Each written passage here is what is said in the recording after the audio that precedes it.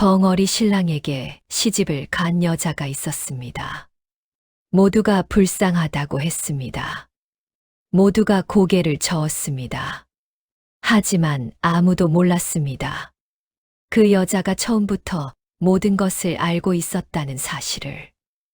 말을 못하는 신랑, 말을 하지 않는 신부, 그리고 이 집안에 5년 동안 묻혀있던 비밀 하나.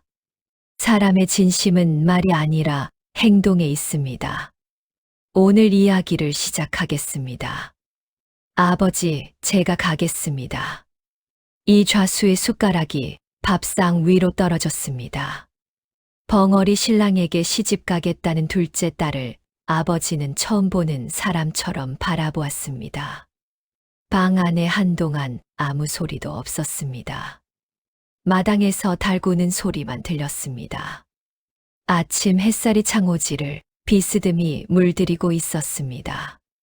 이 좌수의 눈동자가 느리게 굴러갔습니다. 기쁨도 고마움도 아니었습니다. 계산이었습니다. 논 20 마지기, 금 20냥, 안채를 통째로 맞는 안주인 자리. 그 숫자들이 이 좌수의 눈 속에서 빠르게 정렬되었습니다. 역시 내 딸이야. 한 번도 내 딸이라 부른 적 없던 입에서 그 말이 나왔습니다. 소월은 그것을 들었습니다. 그리고 아무렇지 않았습니다. 이미 알고 있었으니까요. 소월이 그 집 부엌에서 새벽마다 불을 지피기 시작한 것은 아주 어릴 때부터였습니다. 어머니 강씨의 몸이 약해지면서 자연스럽게 부엌 일이 소월의 몫이 되었습니다. 언니 소연은 손에 물 한 방울 묻히지 않았습니다. 아버지는 그것을 당연하게 여겼습니다. 고운 딸은 아껴야 한다고 생각했습니다. 그리고 소월은 곱지 않았습니다. 까무잡잡한 피부에 손마디가 굵고 발 뒤꿈치가 갈라져 있었습니다. 살림을 도맡아 한 세월이 몸에 새겨진 흔적이었습니다. 하지만 소월에게는 아버지 눈에 보이지 않는 시간이 있었습니다. 아무도 없을 때 소월은 아버지의 서랍을 열었습니다. 관아에서 날아온 문서들, 고을 양반들과 주고받은 편지들, 세금 납부 기록들. 소월은 그것들을 천천히 읽었습니다. 어머니에게 한글을 배웠고 서당 담장 너머로 아이들이 외우는 천자문 소리를 들으며 혼자 한자를 익혔습니다. 아무도 가르쳐 준 적 없었지만 소월은 읽을 수 있었습니다. 보이지 않는 사람은 보이지 않는 곳에서 자랍니다. 관아를 오가는 하인들의 대화를 엿들은 것도 소월이었습니다. 부엌 창문 너머, 담장 아래, 우물가 옆. 사람들은 부엌대기 옆에 서는 말을 함부로 했습니다. 소월이 듣고 있다는 것을 아무도 몰랐으니까요. 그렇게 소월은 이 고을에 돌아가는 사정을 누구보다 훤히 꿰고 있었습니다. 중매쟁이 박씨가 찾아온 것은 봄비가 막 그친 날 오후였습니다. 소월은 부엌 문틈으로 그 대화를 처음부터 끝까지 들었습니다. 한 판관댁, 논 100 마지기, 혼수로 논 20 마지기, 그리고 마지막으로 흘러나온 한마디. 외아들이 벙어리옵니다. 소월의 손이 멈췄습니다. 된장국을 젓던 나무 주걱이 솥 안에 그대로 서 있었습니다. 벙어리. 소월은 그 단어를 입안에서 굴렸습니다. 22살. 17살까지는 말을 했는데 아버지가 죽은 뒤로 입을 닫았다는 사람. 소월의 눈빛이 가늘어졌습니다. 사람이 자연히 벙어리가 되는 경우는 있습니다. 태어날 때부터 말을 못하거나 병으로 인해 목소리를 잃거나. 하지만 멀쩡히 말을 하다가 어느 날 갑자기 입을 닫는 경우는 다릅니다. 그것은 병이 아닙니다. 그것은 선택입니다. 무언가를 숨기고 있는 사람의 선택. 그날 밤 언니 소연이 독약을 품었습니다. 소월은 부엌에서 설거지를 하다 언니의 비명소리를 들었습니다. 어머니의 울음소리가 뒤따랐습니다. 이 좌수의 욕설이 이어졌습니다. 소월은 그릇을 내려놓고 가만히 서 있었습니다. 달려가지 않았습니다.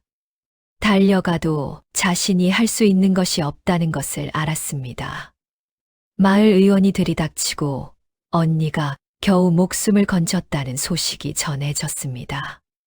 이 좌수는 사랑채에서 혼자 술을 마셨습니다. 어머니는 큰딸 곁을 밤새 지켰습니다. 소월은 혼자 마루에 앉아 달을 보았습니다. 보름달이 흐린 구름 사이로 빠져나오고 있었습니다. 소월은 손바닥을 펴서 달빛을 받아보았습니다. 차가운 빛이었습니다. 소월은 그 빛 안에서 생각했습니다. 언니는 죽을 만큼 두려웠던 것이다. 벙어리라는 것이, 말 못하는 사람과 평생을 사는 것이. 하지만 나는 왜 두렵지 않은 걸까? 이튿날 아침이었습니다. 소월이 아버지에게 밥상을 올리며 입을 열었을 때 이 좌수의 얼굴에 스친 표정이 있었습니다. 당혹, 그리고 안도. 소월은 그것을 보았습니다. 보고도 웃었습니다. 속으로만. 혼례 날짜는 보름 뒤로 잡혔습니다. 4월 초파일이었습니다. 절에서 석가탄신일 종소리가 울리는 날. 그 보름 동안 어머니 강씨가 소월의 방을 찾아왔습니다. 눈이 부어 있었습니다. 손에는 보자기 하나가 들려 있었습니다. 보자기 안에는 작은 노수저 한 쌍이 들어 있었습니다. 이것은 내가 시집 때 어머니가 주신 것이다. 밥을 같이 먹는 사람이 가족이라고 하셨지. 이것을 내가 가져가거라. 소월은 노수저를 받아들었습니다. 어머니의 손이 차가웠습니다. 기침을 달고 사는 어머니의 손. 소월은 그 손을 두 손으로 감쌌습니다. 어머니, 저는 잘할 수 있습니다. 혼례날 새벽 소월은 어머니가 빌려온 연지곤지를 바르고 무명 저고리를 갈아입었습니다. 비단이 아니었습니다. 하지만 어머니가 밤새 다듬이질한 깨끗한 흰 저고리였습니다. 머리를 올리고 댕기 대신 연홍끈으로 묶었습니다. 거울 속에 낯선 얼굴이 있었습니다. 소월은 잠깐 그 얼굴을 들여다보다가 고개를 돌렸습니다. 가마가 대문 앞에 섰습니다. 이 좌수는 대문 밖에서 입꼬리를 올리고 있었습니다.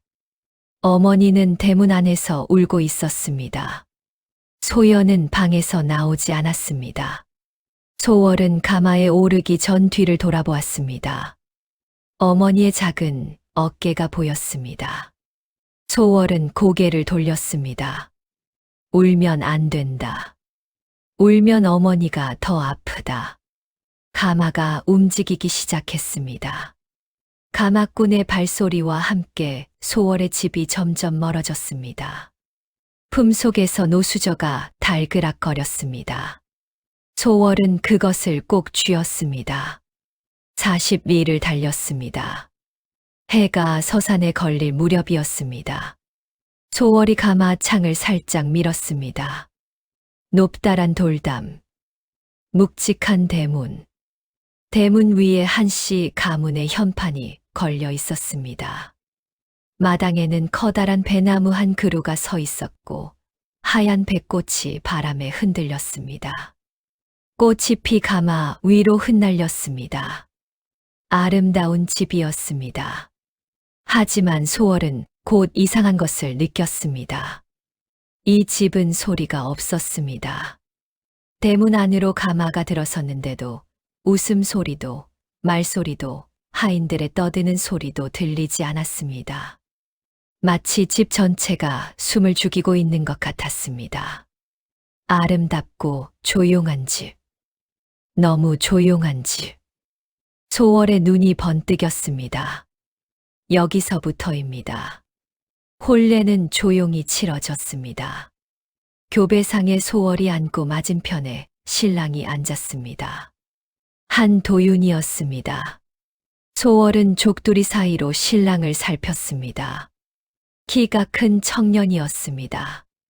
어깨가 넓었지만 등이 살짝 굽어 있었습니다. 이목구비가 반듯하고 눈이 깊었습니다. 그리고 입이 꾹 닫혀 있었습니다. 습관처럼 마치 입을 열면 무언가 쏟아질까봐 두려워하는 사람처럼 혼례 내내 도윤은 한마디도 하지 않았습니다. 당연한 일이었습니다. 벙어리니까. 하지만 소월은 혼례 내내 도윤의 손을 보았습니다. 왼손이었습니다. 손바닥에 작은 화상 흉터가 있었습니다. 오래된 흉터였습니다. 그리고 검지와 중지 사이에 굳은 살이 있었습니다. 붓을 오래 잡은 사람의 굳은 살. 그 옆으로 희미하게 남은 먹물 자국이 있었습니다. 소월은 속으로 생각했습니다.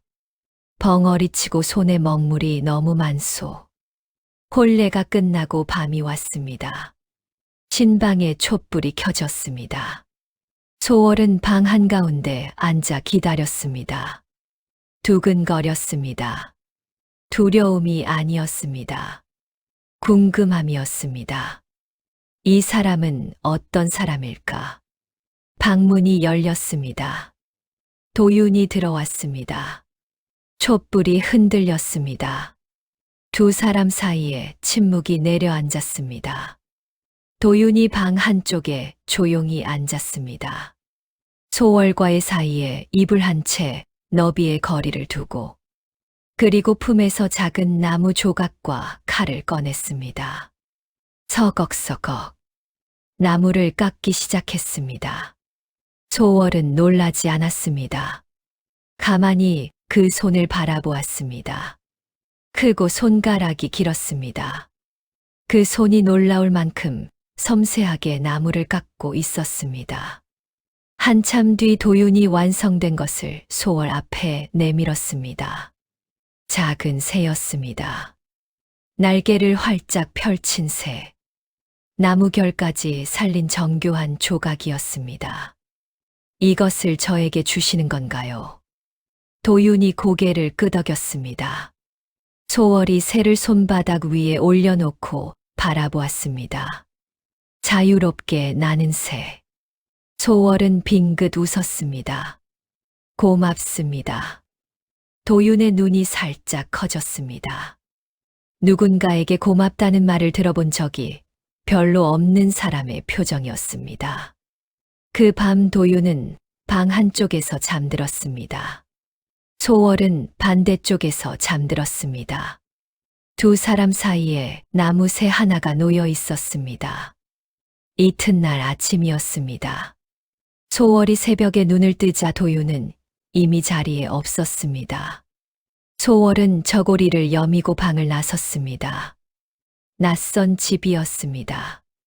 긴 행랑채, 마당에 배나무, 아침 안개가 기와 지붕 위로 피어오르고 있었습니다. 부엌에서는 하인 두 사람이 일하고 있었습니다. 나이 지긋한 여인이 손사래를 쳤습니다. 춘덕이라고 했습니다. 새아기 씨, 무엇 때문에 오셨습니까? 소인들이 하겠사옵니다. 아닙니다. 제가 시어머님께 아침 무안을 드려야 하는데 빈손으로 갈 수 없지 않겠습니까? 소월은 소매를 걷고 부엌에 들어섰습니다. 춘덕이 눈을 동그랗게 떴습니다. 양반댁 며느리가 직접 부엌에 들어오다니. 소월은 능숙하게 쌀을 씻고 불을 지폈습니다. 자죽을 쑤기 시작했습니다. 어머니에게 배운 것이었습니다. 손놀림이 빠르고 정확했습니다. 춘덕이 감탄했습니다. 새아기 씨가 부엌 일을 잘하시다니. 집에서 늘 했습니다.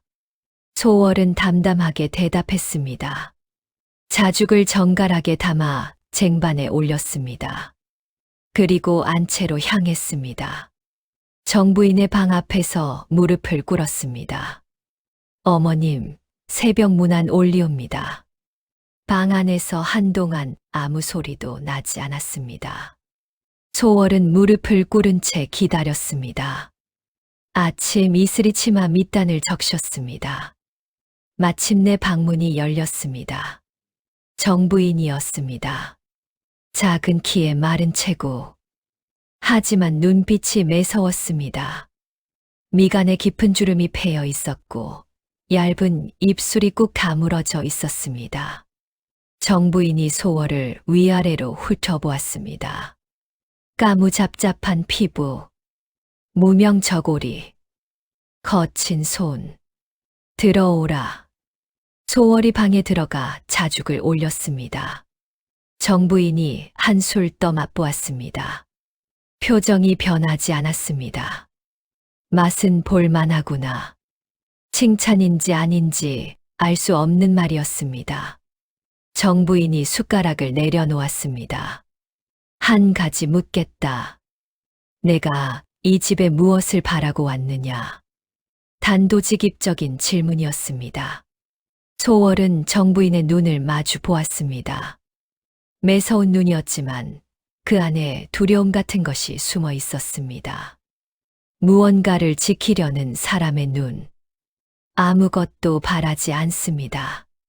다만 이 집에서 맡은 바 도리를 다 하겠습니다.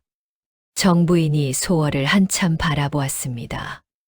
도리가 무엇인지 제대로 안다면 말이다. 물러가거라. 그리고 한 가지. 이 집에서는 쓸데없는 것을 보려 하지 마라. 보지 말아야 할 것을 보면 내가 다친다. 소월은 고개를 숙이고 물러났습니다. 방문이 닫혔습니다. 소월은 마루에 서서 생각했습니다. 보지 말아야 할 것. 이 집에 대체 무엇이 있는 걸까? 며칠이 지났습니다. 소월은 시댁 생활에 적응해 나갔습니다. 새벽에 일어나 안채와 사랑채를 쓸고 부엌일을 거들고 정부인께 문안을 올렸습니다. 정부인은 며느리의 인사를 받으면서도 한 번도 따뜻한 말을 건네지 않았습니다. 도윤과의 생활에도 조금씩 익숙해졌습니다. 도윤은 말을 하지 않았지만 행동으로 많은 것을 표현했습니다. 아침에 소월보다 먼저 일어나 방 안을 정리해 두었습니다. 소월이 빨래를 하면 무거운 빨래 대야를 슬쩍 옮겨 주었습니다. 소월이 마당에서 일할 때 도윤은 배나무 아래에서 나무를 깎으며 가끔 소월을 바라보다가 눈이 마주치면 얼른 시선을 돌렸습니다. 귀가 붉어지는 것을 소월은 보았습니다. 소월은 속으로 웃었습니다. 벙어리라 해서 무뚝뚝하고 무감각한 사람인 줄 알았는데 오히려 말을 못하는 만큼 감정이 몸 곳곳으로 새어나오는 사람이었습니다. 그 무렵 소월은 도윤의 방 한쪽에서 작은 상자를 발견했습니다. 그 안에 나무 조각들이 가득했습니다. 새, 꽃, 나무, 사람. 그런데 사람 조각이 유독 많았습니다. 한 남자의 조각. 높은 갓을 쓴 남자. 같은 사람을 수십 번 깎은 것이었습니다. 어떤 것은 웃는 얼굴, 어떤 것은 책을 읽는 모습, 어떤 것은 말을 타는 모습. 소월은 조심스럽게 조각 하나를 집어들었습니다. 그때 등 뒤에서 인기척이 났습니다. 돌아보니 도윤이 서 있었습니다. 얼굴이 하얗게 질려 있었습니다. 손이 떨리고 있었습니다. 그 떨림에 분노가 아닌 공포가 담겨 있다는 것을 소월은 느꼈습니다. 소월이 얼른 조각을 내려놓았습니다. 죄송합니다. 함부로 만졌습니다. 도윤이 빠르게 다가와 상자를 닫았습니다. 마치 소중한 것을 빼앗길까봐 겁먹은 아이처럼 상자를 안고 방구석으로 물러났습니다. 소월은 가슴이 아팠습니다. 도련님. 도윤이 고개를 들지 않았습니다. 제가 잘못했습니다. 다시는 함부로 손대지 않겠습니다. 소월이 고개를 숙이고 방을 나갔습니다. 문을 닫는 순간 안에서 희미한 소리가 들렸습니다. 흐느끼는 것 같은 소리. 소월은 문을 열지 않았습니다. 그 사람의 울음을 엿보는 것은 예의가 아니라고 생각했기 때문이었습니다. 그날 밤 소월은 잠이 오지 않았습니다. 천장을 바라보며 생각했습니다. 저 조각 속 남자는 분명 도윤에게 가장 소중한 사람이다. 그리고 그 사람은 이미 이 세상에 없다. 도윤이 말을 잃어버린 것과 관련이 있을 것이다. 소월은 조금씩 이 집의 이야기를 모아가기 시작했습니다. 보름이 지났습니다. 소월은 하인들과 친해졌습니다. 부엌을 도우며 자연스럽게 이야기를 나누었습니다. 춘덕이 가장 많이 알려주었습니다. 오래전부터 이 집에서 일한 여인이었습니다. 대아기 씨, 이 집이 예전에는 이렇지 않았어요. 5년 전까지만 해도 웃음소리가 끊이지 않는 집이었는데 5년 전에 무슨 일이 있었습니까? 춘덕이 목소리를 낮추었습니다. 주위를 한번 살폈습니다. 대감마님이 돌아가셨어요. 한 판관 대감마님이요. 갑자기 쓰러지셨는데 의원이 와봐도 손을 쓸 수가 없었다고 합니다. 전날까지 멀쩡하셨는데 아침에 일어나 보니 입에서 거품을 물고 계셨다 하더이다. 의원 말로는 중풍이라 했지만 글쎄요. 춘덕이 말을 흐렸습니다. 글쎄요. 그 두 글자 안에 무언가가 들어 있었습니다. 그 뒤로 도련님이 입을 닫으셨어요. 아버지 돌아가신 충격이 그리 컸던 모양이에요. 소월은 고개를 끄덕이면서도 뭔가 석연치 않았습니다. 갑자기 쓰러진 아버지. 그 뒤로 입을 닫은 아들. 중풍이라 했지만 의심스럽다는 하인의 말.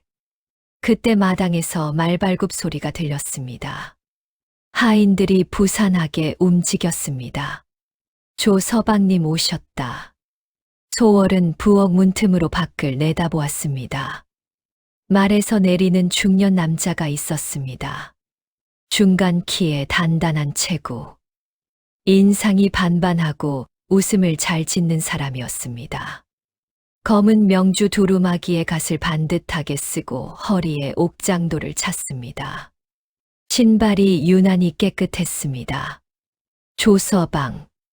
한 판관의 먼 친척이라 했습니다. 한 판관이 돌아가신 뒤 집안 바깥일을 도맡아 처리해 주는 사람이라 했습니다. 조서방이 마당에 서서 주위를 둘러보았습니다.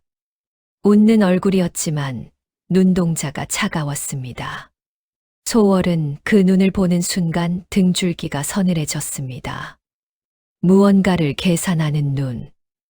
이 좌수와 같은 종류의 눈. 하지만 이 좌수보다 훨씬 교활하고 위험한 눈이었습니다. 소월은 쟁반에 차를 올려 안채로 가져갔습니다.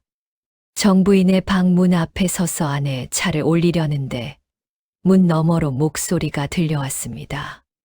부인, 이번 달 장부를 보여주셔야 하겠습니다. 조서방의 목소리였습니다. 공손한 말투였지만 그 안에 명령이 숨어 있었습니다.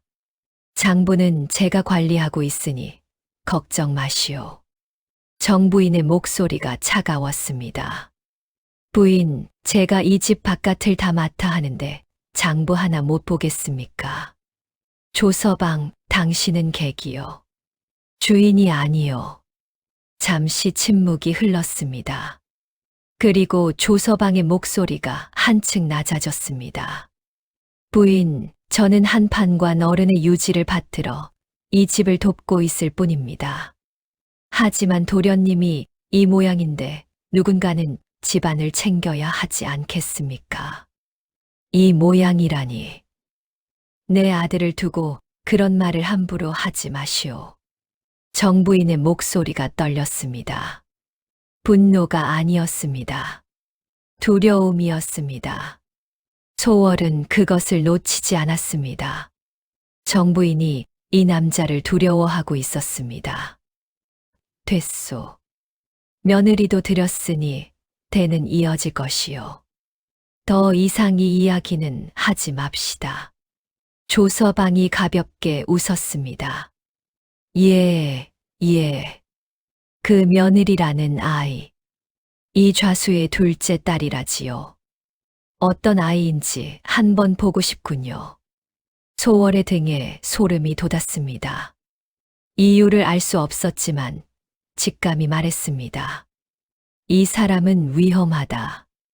소월은 소리 내지 않고 물러났습니다. 그날 저녁이었습니다. 소월이 마당에서 빨래를 걷고 있을 때였습니다.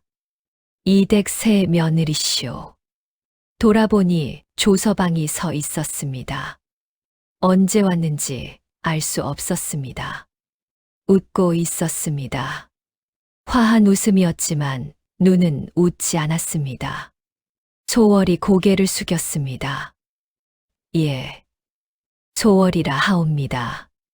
소월이라. 좋은 이름이요. 나는 조서방이라 하오. 한 판관 어른의 먼 친척이요. 들었습니다. 이 집 적응은 잘 되고 있어요. 덕분에 별탈 없습니다. 조서방이 한 발 가까이 다가왔습니다. 소월은 물러서지 않았습니다. 물러서면 진다는 것을 알고 있었습니다. 도련님은 어떠시오? 말은 좀 하시던가. 소월은 조서방의 눈을 똑바로 바라보았습니다. 도련님은 좋은 분이십니다. 허허. 말 한마디 못하는 사람이 좋은 분이라. 조서방이 웃었습니다. 그 웃음에 비웃음이 섞여 있었습니다. 새 며느리 한 가지 충고하겠소. 이 집에는 아는 것보다 모르는 것이 많소. 너무 많이 알려고 하지 마시오. 아는 것이 많아지면 위험해지는 법이요. 정부인과 같은 말이었습니다. 보지 마라. 알려 하지 마라. 소월이 입을 열었습니다. 충고 감사합니다. 하지만 저는 이 집 며느리옵니다. 이 집 일을 아는 것이 도리라 생각합니다. 조서방의 눈이 가늘어졌습니다. 웃음이 사라졌습니다. 잠깐이었지만 소월은 그 순간 조서방의 진짜 얼굴을 보았습니다. 차갑고 날카로운 얼굴. 똑똑한 며느리로군. 너무 똑똑한 것도 탈이 되는 법인데. 조서방이 돌아섰습니다. 소월은 빨래를 하는 채 서 있었습니다. 심장이 빠르게 뛰고 있었습니다. 그날 밤 소월은 도윤의 방에 앉아 있었습니다. 도윤은 늘 하던 대로 나무를 깎고 있었습니다. 서걱서걱. 그 규칙적인 소리가 이상하게 마음을 가라앉혀 주었습니다. 소월이 조심스럽게 물었습니다. 도련님, 조서방이라는 분은 어떤 분입니까? 도윤의 손이 멈추었습니다. 칼이 나무에 박힌 채 움직이지 않았습니다. 도윤의 얼굴에 긴장이 스쳤습니다. 아니, 긴장이 아니었습니다. 공포였습니다. 나무 조각을 보았을 때와 같은 공포. 도윤이 고개를 돌려 소월을 바라보았습니다. 그 눈이 말하고 있었습니다. 가까이 가지 마라. 소월은 그 눈빛을 읽었습니다. 그리고 확신했습니다. 이 집에는 비밀이 있다. 도윤이 말을 잃어버린 것은 슬픔 때문이 아니다. 두려움 때문이다. 그리고 그 두려움의 중심에 조서방이 있다. 소월은 더 이상 묻지 않았습니다. 대신 품에서 노수저 보자기를 꺼냈습니다. 도련님, 이것은 제 어머니가 주신 노수저입니다. 밥을 같이 먹는 사람이 가족이라 하셨어요. 내일부터 함께 밥을 먹어도 되겠습니까? 도윤이 노수저를 바라보았습니다. 오래 한참을, 그리고 고개를 끄덕였습니다. 도윤의 눈에 물기가 번지는 것을 소월은 보았습니다. 그날 이후 두 사람은 매 끼니를 함께 먹었습니다. 말은 없었습니다. 하지만 마주 앉아 밥을 먹는 것만으로도 무언가가 달라지고 있었습니다. 소월이 반찬을 만들면 도윤이 고개를 끄덕여 맛있다는 표시를 했습니다. 도윤이 깎은 나무 조각을 소월의 밥상 옆에 하나씩 놓아두었습니다. 새, 꽃, 나비. 소월의 방창가에는 도윤이 깎은 작은 세상이 하나둘 늘어갔습니다. 어느 날 소월이 도윤에게 물었습니다. 도련님, 저에게 글을 가르쳐 주실 수 있습니까? 도윤이 놀란 눈으로 소월을 바라보았습니다. 저는 서당에 다니지 못했습니다. 한글은 어머니에게 배워 읽고 쓸 수 있지만 한문은 전혀 모릅니다. 그것은 반은 사실이고 반은 핑계였습니다. 한문을 배우고 싶은 것도 있었지만 도윤과 소통할 길을 넓히고 싶은 것이 더 컸습니다. 도윤이 잠시 생각하더니 고개를 끄덕였습니다. 도윤의 눈에 처음으로 반짝이는 빛이 스쳤습니다. 무언가를 해줄 수 있다는 것이 기쁜 사람의 눈이었습니다. 그날부터 도윤이 소월에게 글을 가르쳤습니다. 말로 가르칠 수 없었습니다. 도윤은 종이에 글자를 쓰고 옆에 그림을 그렸습니다. 산을 그리고 옆에 산자를 썼습니다. 물을 그리고 옆에 물수자를 썼습니다. 소월이 따라 쓰면 도윤이 고개를 끄덕이거나 고개를 젓는 것으로 맞고 틀린 것을 알려주었습니다. 가끔 소월이 글자를 잘 쓰면 도윤의 입꼬리가 살짝 올라갔습니다. 웃음이라 하기엔 작았지만 소월은 그 미세한 변화를 놓치지 않았습니다. 어느 날 도윤이 종이에 이렇게 썼습니다. 천자문 첫 구절. 하늘천, 따지, 거물현, 누를황. 소월이 따라 읽었습니다. 하늘은 검고 땅은 누르다. 도윤이 고개를 끄덕였습니다. 소월이 물었습니다. 도련님은 하늘이 검다고 생각하십니까? 도윤이 소월을 바라보았습니다. 잠시 생각하더니 종이에 썼습니다. 밤하늘은 검다. 하지만 별이 있다. 소월이 그 글을 읽고 빙긋 웃었습니다. 도련님은 글로 말을 하시는군요. 도윤의 귀가 붉어졌습니다. 이렇게 두 사람 사이에 글이라는 다리가 놓였습니다. 도윤은 말할 수 없었지만 그를 통해 소월에게 많은 것을 전했습니다. 좋아하는 계절은 가을이라는 것. 나무를 깎을 때 가장 마음이 편하다는 것. 배나무 아래에서 하늘을 볼 때 아버지가 생각난다는 것. 소월은 도윤의 글을 읽으며 이 사람이 결코 바보가 아니라는 것을 더 깊이 알게 되었습니다. 글씨는 단정하고 문장은 간결하되 깊이가 있었습니다. 이 사람은 오히려 너무 많은 것을 알고 너무 깊이 느끼는 사람이었습니다. 그래서 입을 닫은 것이 아닐까. 한편 소월은 춘덕에게서 조금씩 더 많은 이야기를 모았습니다. 한 판관 대감마님은 관아에서 이방을 맡으시던 분이셨어요. 그런데 돌아가시기 전에 관아의 큰 비리를 밝히려 하셨다지요. 비리요.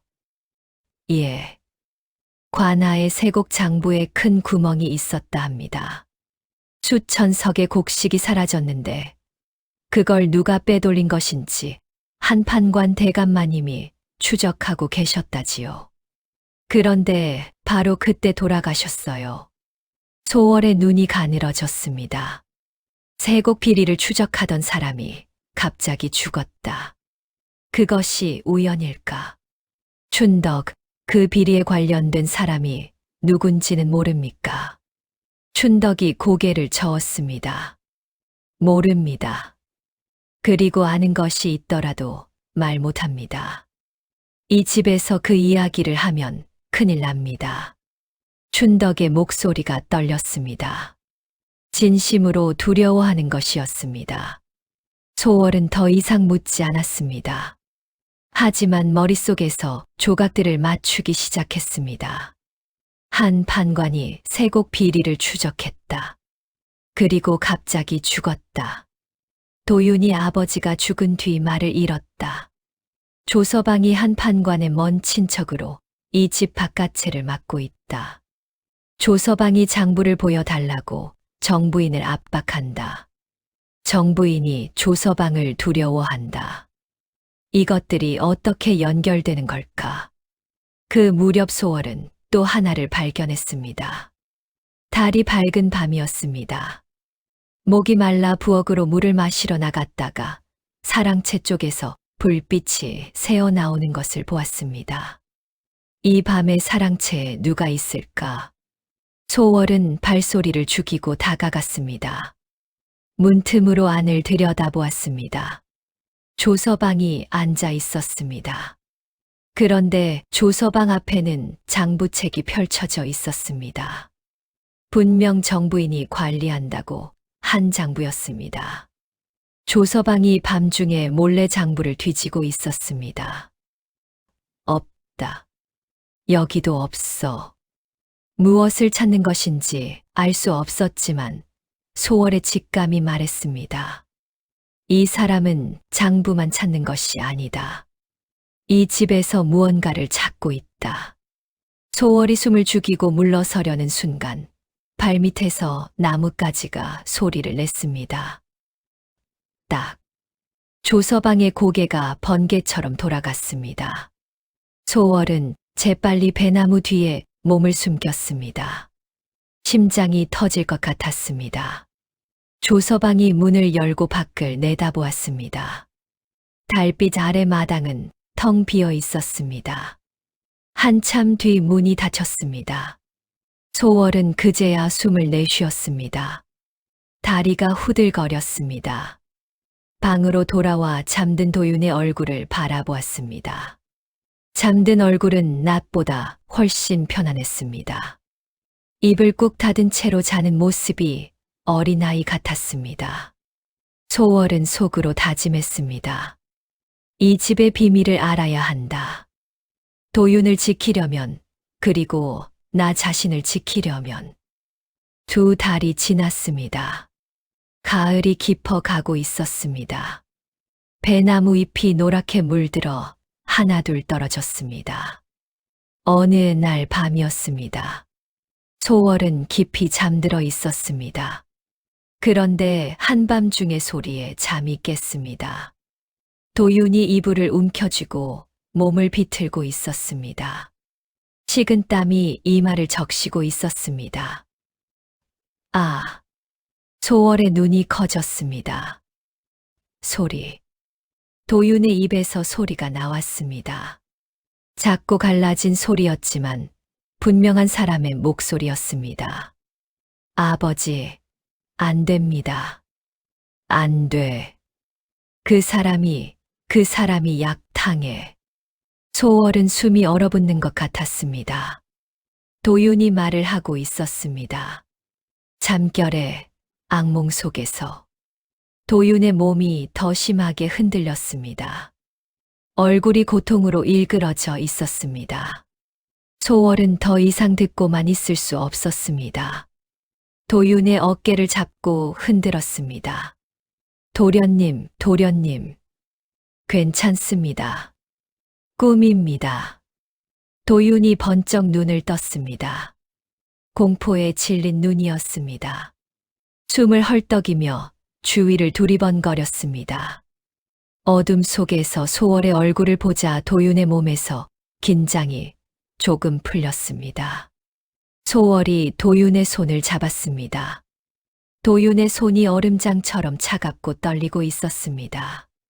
괜찮습니다. 꿈이에요. 여기는 안전합니다. 소월이 차분하게 말했습니다. 도윤의 떨림이 조금씩 가라앉았습니다. 하지만 도윤의 눈에서 눈물이 흘러내렸습니다. 소리 없이 그저 눈물만 줄줄 흘러내렸습니다. 소월은 도윤의 손을 놓지 않았습니다. 한참을 그렇게 앉아 있었습니다. 도윤이 진정되기를 기다렸습니다. 마침내 도윤이 소월을 바라보았습니다. 입이 움직였습니다. 소리 없이 입 모양만. 미안합니다. 소월은 고개를 저었습니다. 미안해하지 마세요. 도윤이 눈을 감았습니다. 한참을 그러고 있다가 천천히 눈을 떴습니다. 그리고 소월의 손을 꽉 쥐었습니다. 무언가를 결심한 사람의 손이었습니다. 도윤이 입을 열었습니다. 이 집은 위험합니다. 소월의 온몸에 전율이 흘렀습니다. 낮고 갈라진 목소리. 하지만 분명한 말. 5년 동안 닫혀있던 입에서 나온 첫 번째 말이었습니다. 당신은 여기서 나가야 합니다. 소월은 한동안 말을 잇지 못했습니다. 심장이 너무 세게 뛰어서 목구멍까지 올라오는 것 같았습니다. 이 사람은 말을 할 수 있다. 5년 동안 말을 할 수 있으면서도 하지 않았다. 아니, 하지 못했다. 그리고 지금 그 입을 연 것은 나를 보내기 위해서다. 소월의 눈에 눈물이 차올랐습니다. 하지만 소월은 울지 않았습니다. 도윤의 손을 더 꽉 쥐었습니다. 도련님, 저는 안 나갑니다. 도윤의 눈이 커졌습니다. 위험하다 했습니다. 들었습니다. 그런데 왜냐하면 도련님이 위험한 곳에 있기 때문입니다. 도윤이 말을 잃었습니다. 이번에는 스스로의 선택이 아니라 정말로 할 말을 잃은 것이었습니다. 누군가가 자신의 위험을 알면서도 곁에 있겠다고 한 것은 처음이었습니다. 어머니를 제외하면. 소월이 말했습니다. 도련님, 전부 말씀해 주실 필요는 없습니다. 하지만 하나만 알려주세요. 무엇을?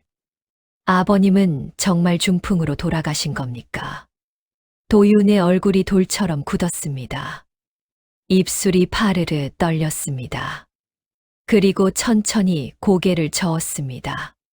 소월의 가슴이 쿵 내려앉았습니다. 누가 한 겁니까? 도윤의 입이 열렸다 닫혔습니다. 한 번, 두 번, 세 번째에 간신히 목소리가 나왔습니다. 조서방.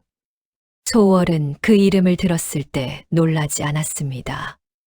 예감하고 있었습니다. 도련님이 그것을 목격하신 것이군요. 도윤이 고개를 끄덕였습니다. 눈물이 다시 흘러내렸습니다.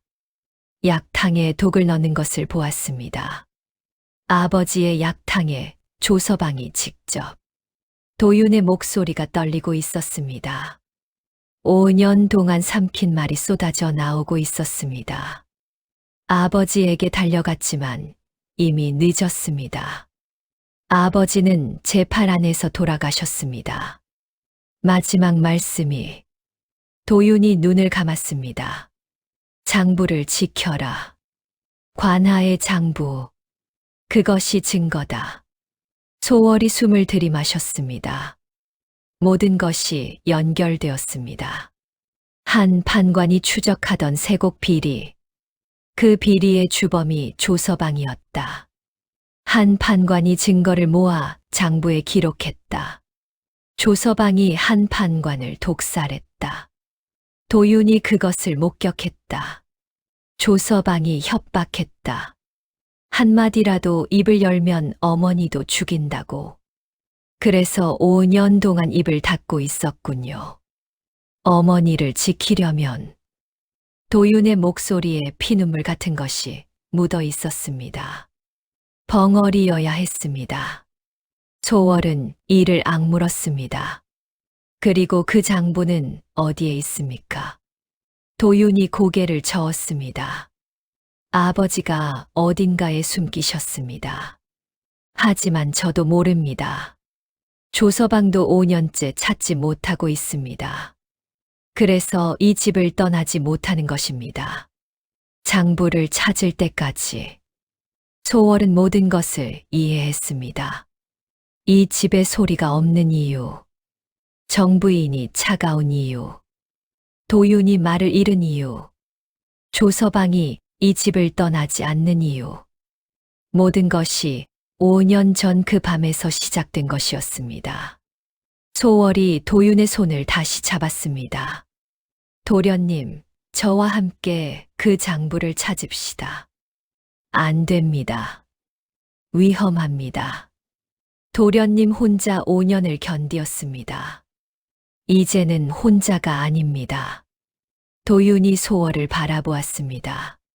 소월의 눈에는 두려움이 없었습니다. 이마가 넓고 눈이 또렷한 얼굴. 까무잡잡하지만 단단한 얼굴. 그 눈에 흔들림이 없었습니다. 당신은 왜 이러는 겁니까? 만난 지 2달밖에 되지 않았는데. 소월이 빙긋 웃었습니다. 왼쪽 보조개가 생겼습니다. 어머니가 그러셨습니다. 사람의 진심은 말이 아니라 행동에 있다고.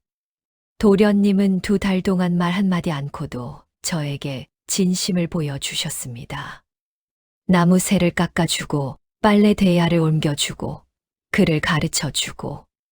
그게 제가 아는 도련님의 진심입니다. 도윤의 눈에서 눈물이 흘렀습니다. 이번에는 슬픔이 아니었습니다. 5년 만에 느끼는 따뜻함이었습니다.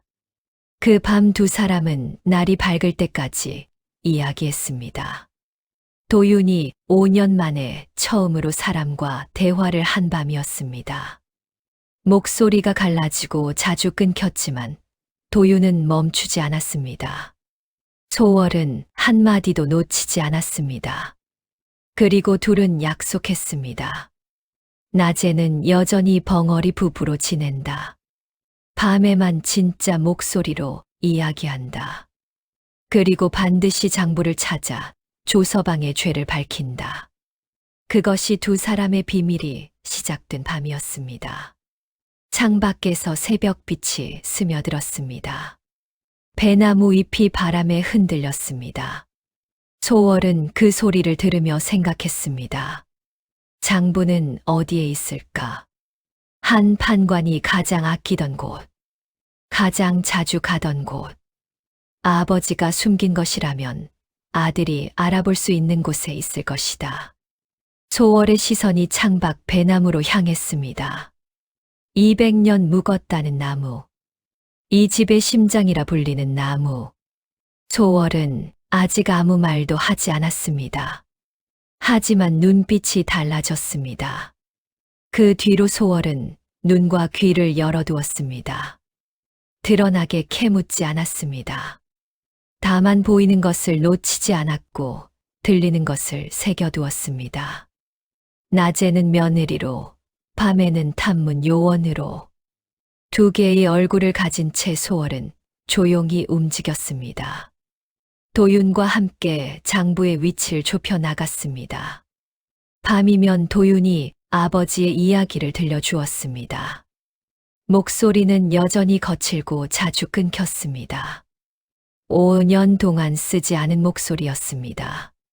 하지만 말할수록 조금씩 부드러워지고 있었습니다. 도련님, 아버님이 평소에 가장 좋아하시던 곳이 어디였습니까? 도윤이 잠시 생각했습니다. 배나무 아래요. 아버지는 매일 배나무 아래에서 책을 읽으셨습니다. 봄에는 꽃을 보고 가을에는 열매를 따고 그 나무를 이 집의 심장이라고 하셨습니다. 소월의 눈이 반짝였습니다. 배나무. 이 집의 심장. 돌아가시기 직전에 배나무 아래에서 무언가를 하고 계셨는데 그때는 무슨 일인지 몰랐습니다. 해가 지고 나서도 혼자 나무 곁에 서 계셨습니다. 소월은 배나무를 떠올렸습니다. 마당 한가운데 서 있는 그 커다란 나무. 200년 묵었다는 나무. 뿌리가 땅속 깊이 뻗어 있을 것이었습니다. 줄기가 굵고 껍질이 두꺼웠습니다. 심장 속에 비밀을 숨긴다면 소월의 생각이 거기서 멈추었습니다. 나무 안이 아닐까. 뿌리 사이가 아니라 나무 줄기 안. 다음 날 새벽이었습니다. 첫 딸기 울기도 전에 소월은 배나무로 갔습니다. 이슬이 맺힌 마당을 가로질러 나무 앞에 섰습니다. 두꺼운 줄기, 울퉁불퉁한 나무결. 소월은 나무 둘레를 천천히 돌며 손으로 껍질을 더듬었습니다. 아무것도 없었습니다. 이튿날 새벽에도 같았습니다. 사흘째도 같았습니다. 매번 빈손이었습니다. 소월은 포기하지 않았습니다. 도윤의 말을 다시 떠올렸습니다. 이 집의 심장 속에 비밀을 숨긴다. 사람의 심장은 가슴 한가운데 있습니다. 나무의 심장은 어디에 있을까? 가장 중심, 가장 깊은 곳. 하지만 손이 닿을 수 있는 곳. 나흘째 새벽이었습니다. 소월은 이번에는 다르게 접근했습니다. 나무 전체가 아니라 사람의 눈높이에서 시작했습니다. 사람 키 높이쯤. 한 판관이 서서 손을 뻗으면 닿을 수 있는 높이. 소월의 손이 천천히 움직였습니다. 나무 껍질을 한 치 한 치 더듬었습니다. 그때였습니다. 손끝에 미세하게 다른 감촉이 왔습니다. 주위보다 살짝 부드러운 부분. 나무가 자라면서 덮인 것 같았지만 분명 누군가가 칼로 판 흔적이었습니다. 소월의 손이 떨렸습니다. 손톱으로 나무 껍질을 조심스럽게 벗겼습니다. 껍질 안에 작은 구멍이 있었습니다. 손가락을 넣었습니다. 손끝에 무언가가 닿았습니다. 기름 종이에 쌓인 작은 뭉치. 소월이 그것을 꺼냈습니다. 기름 종이를 펼치자 안에 접힌 한지, 다발이 나왔습니다. 빼곡하게 적힌 글씨, 숫자와 이름, 날짜. 소월은 손을 떨며 읽었습니다. 세곡 장부였습니다. 찾았다. 심장이 미친 듯이 뛰었습니다. 5년 동안 조서방이 찾지 못한 것. 한 판관이 배나무의 심장 속에 숨겨둔 것. 소월은 장부를 품에 안고 방으로 뛰어들어갔습니다. 도윤이 벌떡 일어났습니다. 소월이 장부를 내밀었습니다. 도윤이 장부를 펼쳤습니다. 아버지의 필체. 5년 만에 다시 보는 아버지의 글씨. 도윤의 손이 아버지의 글씨 위를 더듬었습니다. 눈물이 장부 위에 떨어졌습니다. 아버지. 소월이 도윤의 등을 토닥거렸습니다. 이것을 관에 가져가면 됩니다. 이것이 증거입니다. 도윤이 고개를 끄덕였습니다. 눈물을 닦고 장부를 다시 접었습니다. 도윤의 눈빛이 달라져 있었습니다. 5년 동안 품고 있던 무언가가 조금 풀린 사람의 눈이었습니다. 하지만 두 사람은 한 가지를 놓치고 있었습니다. 그 새벽 배나무 아래에서 소월이 무언가를 꺼내는 것을 지켜본 눈이 있었다는 것을. 사랑채 창문 너머에서 밤새 잠 못 이루던 조서방의 눈이. 그날 오후였습니다. 소월이 부엌에서 점심을 준비하고 있을 때 마당에서 고함 소리가 터져 나왔습니다. 인연이 도둑질을 했다. 조서방의 목소리였습니다. 소월이 달려 나갔습니다. 마당에 조서방이 서 있었습니다. 그 옆에 관아에 포졸 2명이 서 있었습니다. 웃는 얼굴이었지만 눈이 번뜩이고 있었습니다. 무슨 일입니까? 인연이 한판관 어른의 유품을 훔쳤소. 오늘 새벽 이 배나무에서 뭔가를 꺼내는 것을 목격했소. 그것은 한 판관 어른의 유산 목록이요. 며느리 주제의 시아버지의 유품을 도둑질한 것이요. 소월은 피가 얼어붙는 것을 느꼈습니다. 조서방이 보고 있었다. 새벽에 배나무에서 장부를 꺼내는 것을 봤다. 포졸 2년의 방을 뒤져라. 안 됩니다. 소월이 외쳤지만 포졸들은 이미 안채로 들어가고 있었습니다. 소월이 뒤따라갔습니다. 도윤도 달려왔습니다. 정부인도 방에서 나왔습니다. 포졸들이 소월과 도윤의 방을 뒤졌습니다. 이불, 장롱 속, 옷가지 사이. 그런데 장부가 나오지 않았습니다. 소월이 분명 이불 밑에 넣어두었는데 없었습니다. 조서방의 얼굴이 굳어졌습니다. 없을 리가 없다. 더 뒤져라. 포졸들이 방 구석구석을 뒤졌습니다. 마루를 들추고 벽을 더듬었습니다. 하지만 장부는 나오지 않았습니다. 소월은 안도하면서도 당혹스러웠습니다. 분명 이불 밑에 넣어두었는데 누가 옮긴 것일까? 소월의 시선이 정부인에게로 갔습니다. 정부인은 무표정하게 서 있었습니다. 하지만 소매 안에서 손을 꼭 쥐고 있는 것을 소월은 보았습니다. 소월은 직감했습니다. 정부인이 장부를 옮긴 것이다. 조서방이 이를 갈았습니다. 좋다. 장부는 없지만 인연이 한 판관댁 물건에 손을 대려 한 것은 사실이요. 정부인이 앞으로 나섰습니다. 조서방, 우리 집 며느리를 함부로 대하지 마시오. 아무것도 나오지 않았는데 무슨 도둑질이란 말이요. 조서방의 얼굴이 불그락푸르락 했습니다. 정부인과 조서방이 대치한 사이 포졸들은 어찌할 바를 몰랐습니다. 결국 조서방은 빈손으로 물러갔습니다. 하지만 돌아서며 한마디를 남겼습니다. 부인, 이것이 끝이 아니요. 그날 밤이었습니다. 소월이 정부인의 방을 찾아갔습니다. 어머님. 정부인이 소월을 바라보았습니다. 평소와 다른 눈이었습니다. 차가움이 아닌 다른 것이 섞여 있었습니다. 내가 배나무에서 꺼낸 것이 무엇이냐? 소월은 망설였습니다. 하지만 지금은 숨길 때가 아니었습니다. 아버님의 장부입니다. 관아 세곡 비리를 기록한 장부. 정부인의 눈이 크게 떠졌습니다.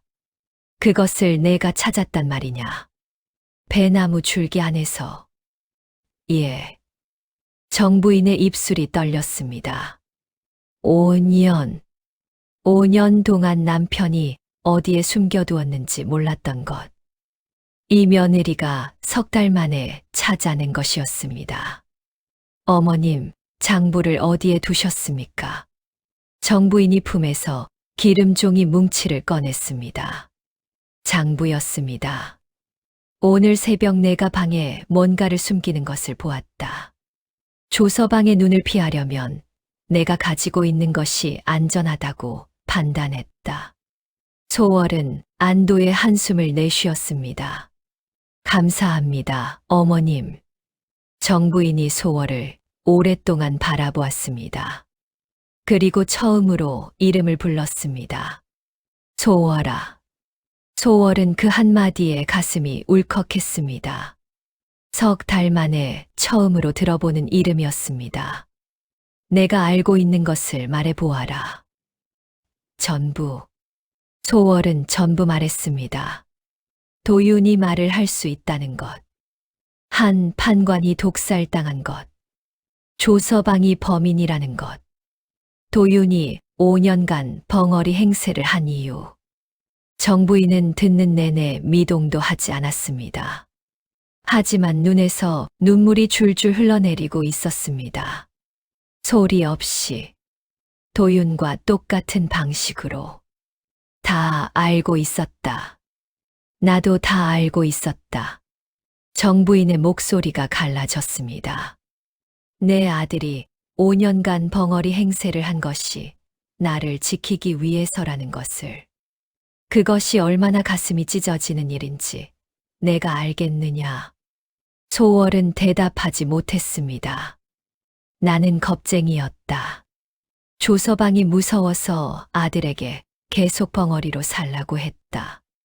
목숨만 있으면 된다고. 하지만 그것이 정말 사는 것이더냐. 말 한마디 못하고 숨 죽여 사는 것이 사는 것이더냐.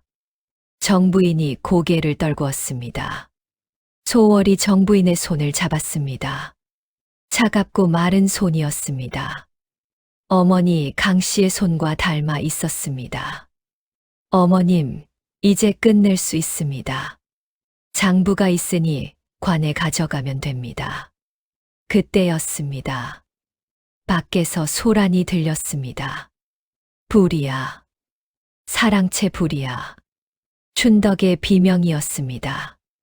소월이 뛰어나갔습니다. 사랑채에서 불길이 치솟고 있었습니다. 밤하늘을 빨갛게 물들이며 불이 타올랐습니다. 그리고 사랑채 앞에 도윤이 쓰러져 있었습니다. 머리에서 피가 흘러내리고 있었습니다. 도련님, 소월이 달려갔습니다. 도윤은 의식이 없었습니다. 누군가 뒤에서 머리를 내리친 것이었습니다. 정부인도 달려왔습니다. 도윤아. 하인들이 물을 길어 불을 끄기 시작했습니다. 소월은 도윤을 안고 마당으로 옮겼습니다. 도윤의 피가 소월의 저고리를 적셨습니다. 불이 잡혔을 때 소월은 알았습니다. 사랑채 서재. 한 판관이 생전에 장부를 정리하던 곳. 조서방이 불을 지른 것이었습니다. 증거가 될 만한 것을 모두 태워 없애려 한 것이었습니다. 그리고 도윤까지. 소월은 도윤의 피 묻은 얼굴을 닦아주며 이를 악물었습니다. 이것은 경고다. 다음에는 죽이겠다는 경고. 의원이 달려와 도윤을 치료했습니다. 다행히 머리 상처가 깊지 않았습니다. 목숨은 위태롭지 않았습니다. 하지만 이것은 분명한 신호였습니다. 시간이 없었습니다. 그 밤 소월은 도윤의 곁에 앉아 뜬 눈으로 밤을 새웠습니다. 촛불이 흔들렸습니다.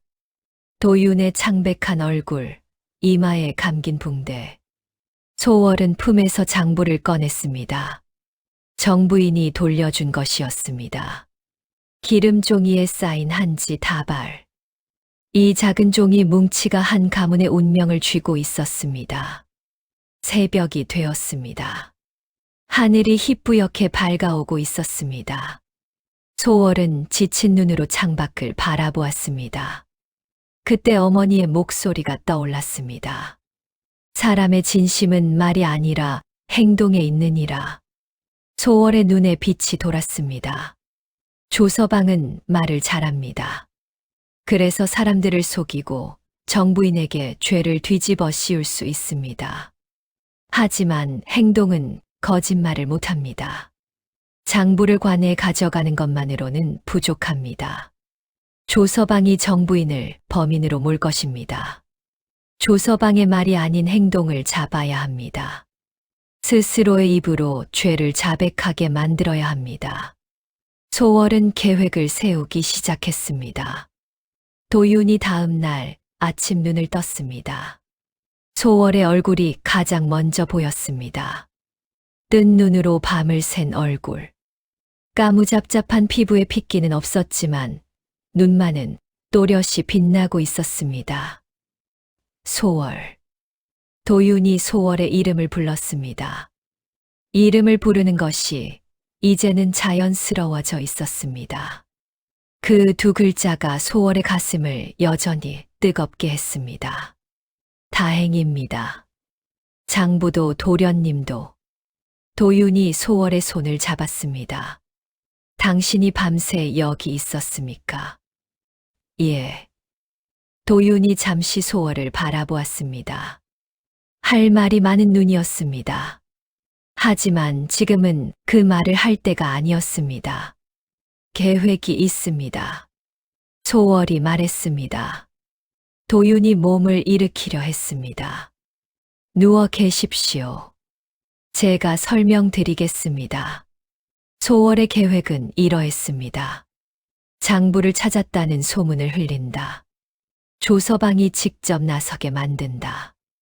그 자리에 관의 눈을 미리 심어둔다. 조서방이 장부를 빼앗으려는 현장을 잡는다. 그리고 조서방이 스스로 입을 열게 만든다. 도윤이 고개를 끄덕였습니다. 소월은 우선 춘덕에게 일을 맡겼습니다. 춘덕은 장터에서 소문을 퍼뜨렸습니다. 한 판관댁에 불이 났다는 소문. 그리고 살짝 덧붙였습니다. 불난 자리에서 한 판관 어른의 비밀 장부가 나왔다고. 며느리가 그것을 감추고 있다고. 소문은 바람보다 빠르게 퍼졌습니다. 장터에서 마을로, 마을에서 고을로. 한편 소월은 정부인과 함께 관할을 찾아갔습니다. 은진 현감 앞에 무릎을 꿇었습니다. 현감날이 5년 전 한 판관 어른의 죽음에 대해 아를 것이 있사옵니다. 현감은 처음에 귀찮은 표정이었습니다. 5년 전을 왜 지금 꺼내느냐. 하지만 정부인이 남편이 추적하던 세곡 비리의 규모를 말하자 현감의 눈이 달라졌습니다. 수천석이라고. 관찰사 귀에 들어가면 큰일이라고. 그래서 아뢰는 것이옵니다. 이 비리의 장본인이 아직 이 고을에 있사옵니다. 현감이 몸을 앞으로 숙였습니다. 계속하시오. 소월이 계획을 설명했습니다. 현감이 고개를 끄덕였습니다. 좋소. 포조를 보내겠소. 하지만 만약 허탕이면 무고죄로 다스릴 것이요. 각오하고 있사옵니다. 사흘 뒤였습니다. 소문을 들은 조서방이 한 판관댁을 찾아왔습니다. 이번에는 웃음도 없었습니다. 하인도 데리고 오지 않았습니다. 얼굴이 굳어 있었습니다. 눈이 번뜩이고 있었습니다. 소월이 마당에서 조서방을 맞았습니다. 며느리 장부가 정말 나왔소. 예. 불난 사랑채 자네 밑에서 나왔습니다. 조서방의 눈이 번뜩였습니다. 어디 있소? 제가 가지고 있습니다. 내놓으시오. 왜 조서방님께 드려야 합니까? 조서방의 인내심이 바닥났습니다. 겉에 씌운 예의가 한꺼풀씩 벗겨지기 시작했습니다. 이것은 한 판관의 가산 목록이요. 나는 이 집 바깥을 맡은 사람이요. 당연히 나에게 줘야 하오. 아닙니다. 소월이 단호하게 말했습니다. 이것은 가산 목록이 아니라 관하의 세곡 장부입니다. 아버님이 추적하시던 비리의 증거이지요. 조서방의 얼굴이 하얗게 변했습니다. 잠깐이었지만 소월은 그 순간을 놓치지 않았습니다. 조서방님, 왜 놀라십니까? 가산 목록이면 놀랄 일이 없을 텐데요. 조서방의 눈에서 살기가 번뜩였습니다. 더 이상 숨기지 않았습니다. 2년이 감히. 조서방이 소월의 팔을 잡았습니다. 힘이 셌습니다. 소월의 팔이 아팠지만 비명을 지르지 않았습니다. 장부를 내놓지 않으면 5년 전처럼 할 것이요. 소월이 조서방의 눈을 똑바로 바라보았습니다. 5년 전처럼이라면 아버님을 죽인 것처럼 말씀이시지요. 조서방의 입이 벌어졌다 닫혔습니다. 자신의 말실수를 깨달은 것이었습니다. 하지만 이미 늦었습니다. 조서방, 이미 끝났소. 뒤에서 목소리가 들렸습니다. 조서방이 돌아보았습니다. 대문 안에 현감이 포조를 이끌고 서 있었습니다. 현감의 옆에 정부인이 서 있었습니다. 그리고 그 옆에 도윤이 서 있었습니다. 이마에 붕대를 감은 도윤. 하지만 등이 쫙 펴져 있었습니다. 눈빛이 달랐습니다. 5년간 눈크리고 있던 사람이 마침내 일어선 눈빛이었습니다. 조서방의 얼굴이 사색이 되었습니다. 이것이 무슨... 도윤이 입을 열었습니다. 5년간 세상 앞에서 닫혀있던 입이 열렸습니다. 낮고 거친 목소리였습니다. 하지만 한 번도 흔들리지 않았습니다. 조서방. 5년 전 6월 보름날 밤 아버지의 약탕에 당신이 독을 넣는 것을 내가 보았소. 조서방의 다리가 떨리기 시작했습니다. 그건 거짓말이요. 벙어리가 갑자기 말을 하다니. 현감이 앞으로 나섰습니다.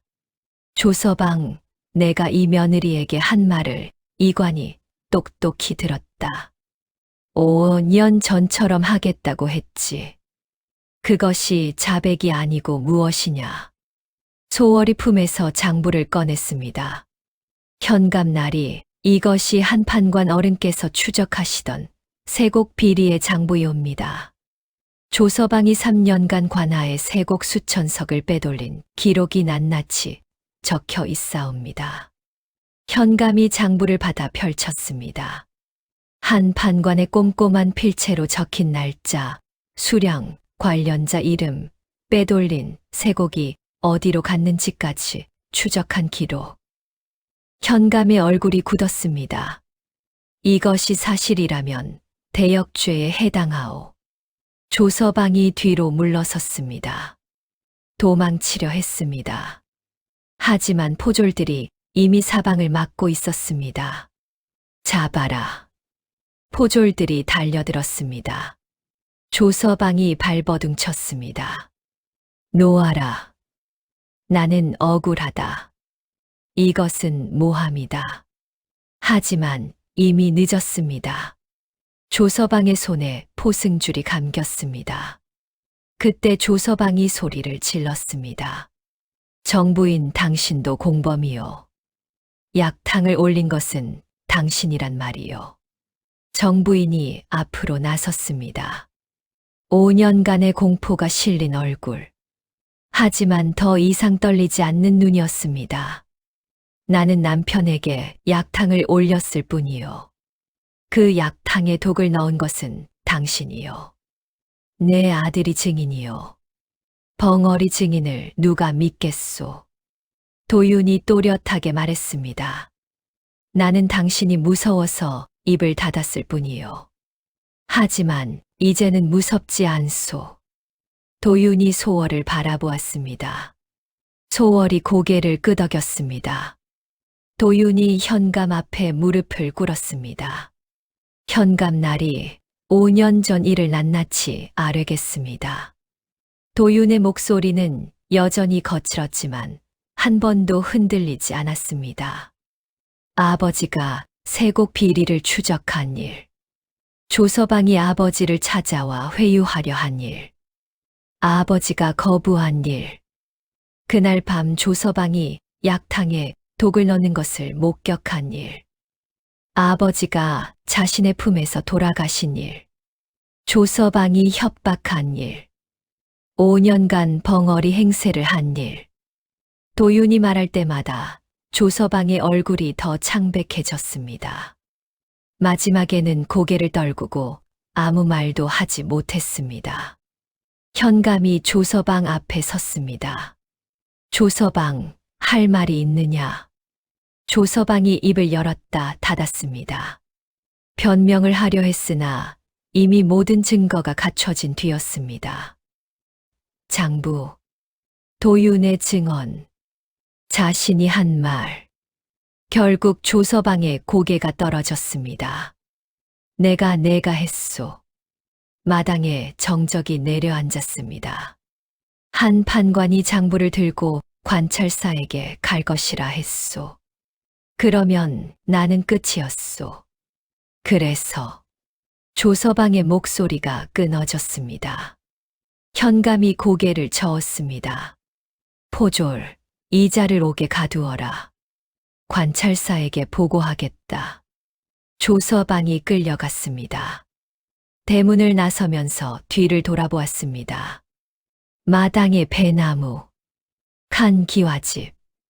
5년간 이 집을 집어삼키려 했던 사내의 마지막 모습이었습니다. 조서방은 독살죄와 횡령죄로 곤장을 맞고 유배형에 처해졌습니다. 빼돌린 세곡의 기록이 관찰사에게 보고되었고 관련된 관리 3명이 함께 잡혀 들어갔습니다.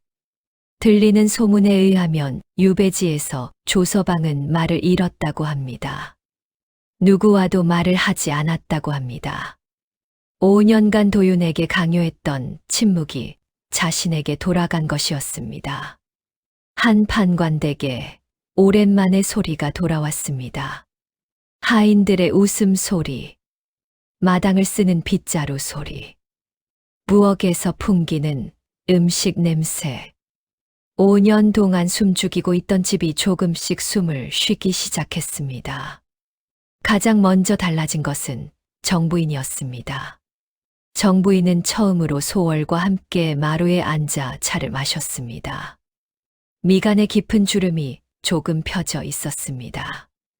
얇은 입술 사이로 미소가 번졌습니다.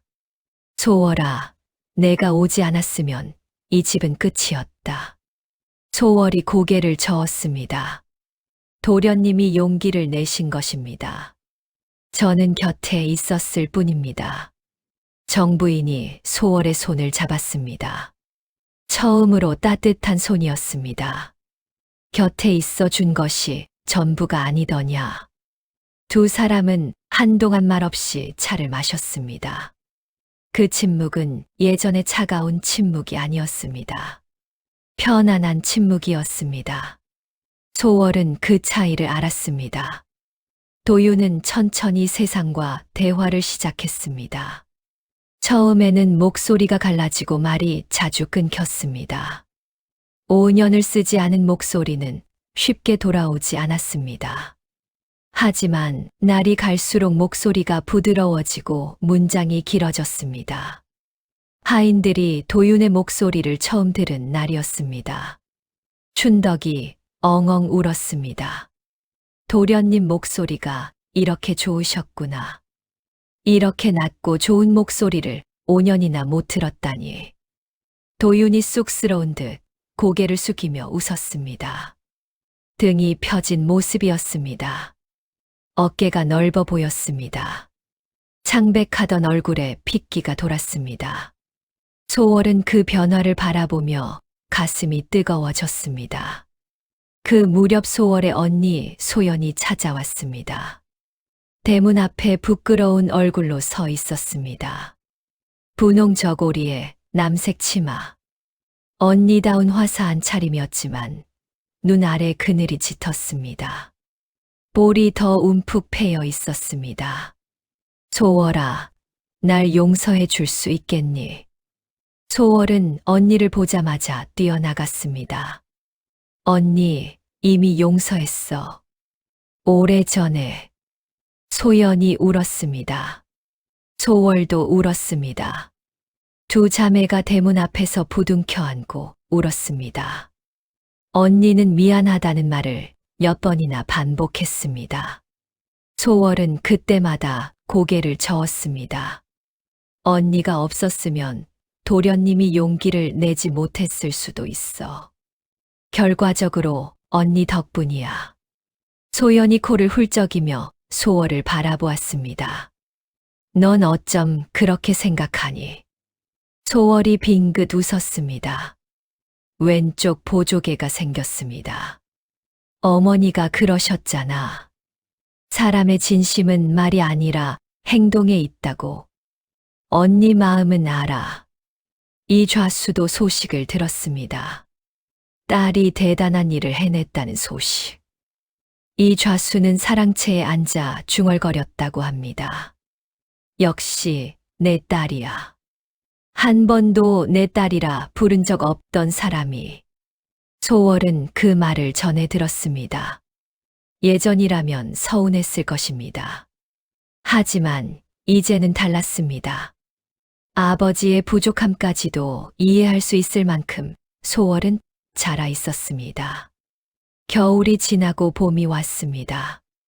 배나무에 다시 꽃이 피었습니다.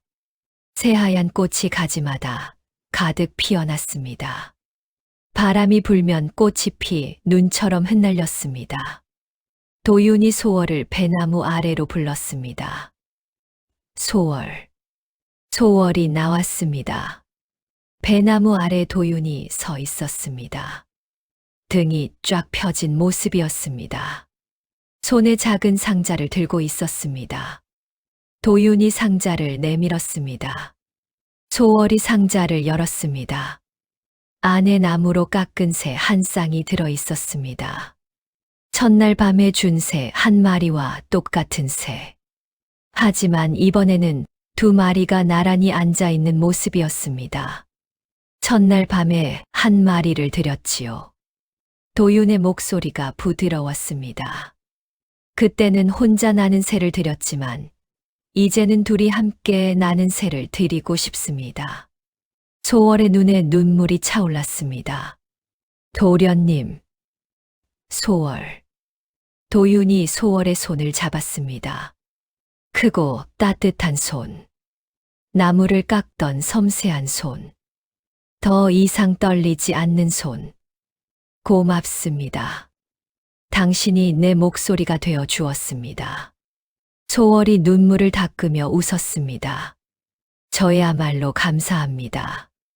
도련님이 말없이 보여주신 진심이 저를 여기까지 이끌었습니다. 배꽃이 바람에 흩날렸습니다. 두 사람 위로 꽃이 피 눈처럼 내려앉았습니다.